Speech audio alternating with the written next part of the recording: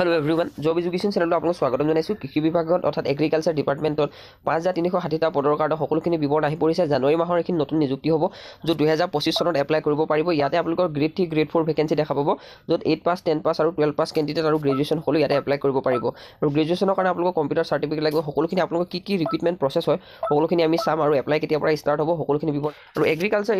এইখিনি এপ্লাই কৰিবৰ কাৰণে 18 পৰা 35 বছৰ বয়স হ'ব লাগিব আৰু এজ ইলেকশ্যন গভৰ্ণমেণ্ট ৰুল অনুসৰি আপোনালোকে এজ ইলেকশ্যন লাভ কৰিব तो एप्लिकेशन फीस आपलोकर 100 रुपीस हम ओबीसी ईडब्ल्यूएस जेनेरल सकल एससी एसटी सकले कोनो पेमेंट करिब नालागे और इयाते एप्लाई करिबर कारण आपलोकर 10 पास লাগিব और लगते बैचलर डिग्री और लगते इते कैंडिडेट सकल एप्लाई करिबर कारण कम्प्यूटर सार्टिफिकेटो प्रयोजन हबो और कैंडिडेट सकলৰ কাৰণে ইয়াতে এটা সুখবৰ আছে এই পদখিনি কেতিয়া পৰা স্টাर्ट হ'ব বহুতে সুধি আছিল